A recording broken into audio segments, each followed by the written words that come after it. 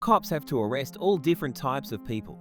However, what happens when it's a cop's own boss that he has to put in handcuffs? There's things that we can do to fix this, buddy. Starting with the case of Michael Yarborough on June 20th, 2023, a Georgia police officer pulled over a Dodge Charger that was going way over the 35-mile-an-hour speed limit. However, when he walked up to the window, he got a huge surprise. Really?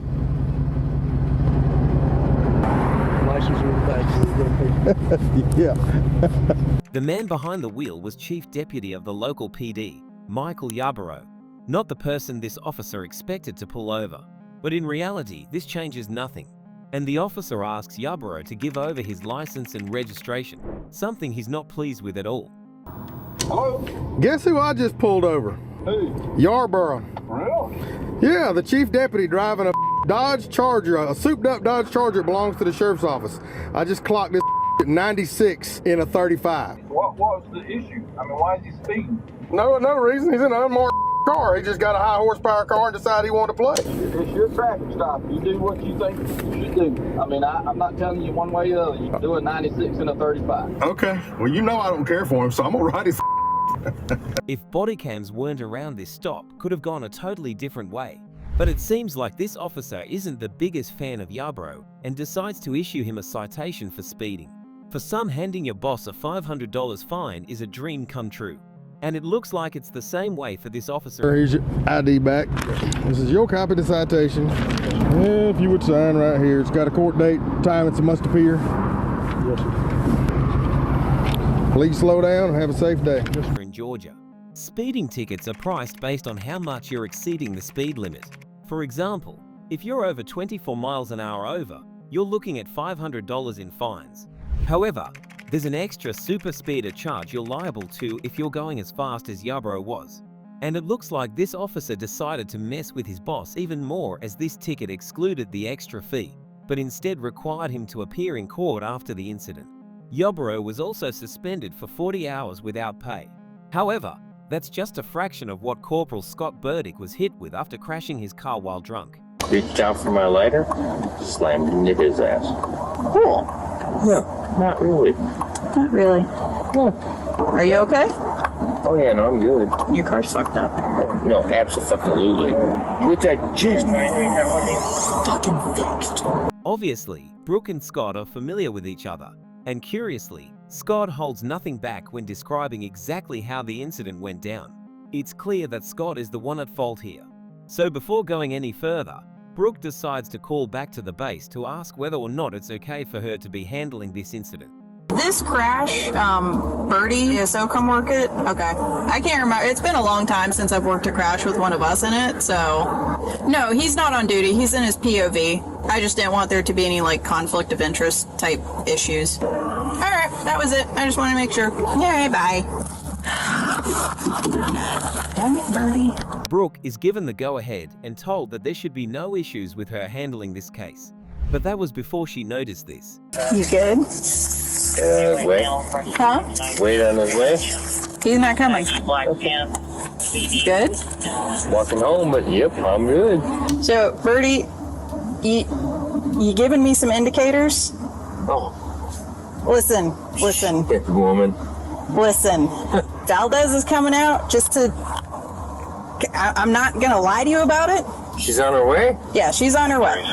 I'm not really comfortable with this whole thing at all, but I'm not going to lie to you about it. Oh, no. I don't mean to put you in that Indy. Yep. From now on, you know how it goes. You can't consume anything, okay? Because right now, you're being detained. Wait, what? It's obvious that Scott is under the influence of something, judging by his slurred speech, slowed reactions, and slight loss of motor control. Brooke is fairly sure he's been drinking. At this point, Scott is no longer her supervisor. He's just a suspect in a case.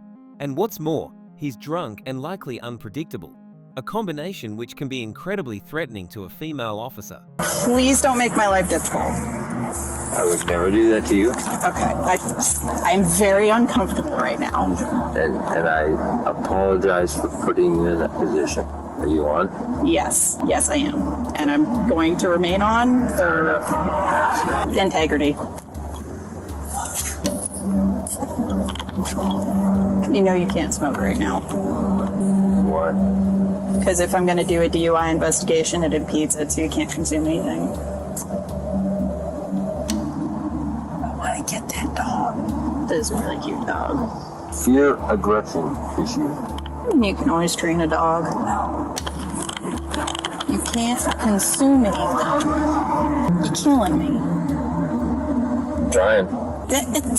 But too late now! After a short wait, another officer arrives at the scene, meaning they can finally start getting to the bottom of all of this with some sobriety tests. These lasted over 10 minutes, but it's not hard to tell how they went by just looking at a few seconds of them. You may begin the test. 1, 2, 3.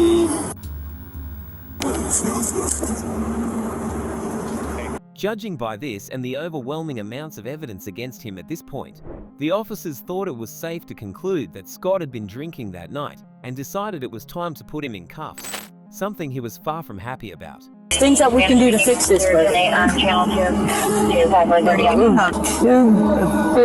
Fucking everything. It's got the hinge locks. okay. So, good to go? Despite Scott being one of the most polite and respectful suspects ever on this channel, he was actually hit with a better sentence than the majority of criminal cops. After blowing 156 back at the station, he was charged with driving under the influence and damaging property. He was ordered to pay just under $1,000 in fines, served 50 hours of community service, and take multiple substance abuse and DUI classes, and had his driver's license suspended for 6 months. He was also sued by the driver of the vehicle he hit, and a cash settlement was reached. And on top of all of that, he also was suspended without pay for a week and given a last chance agreement, meaning one more slip up and he was out for good. Realistically, that's exactly how one of these cases should be handled.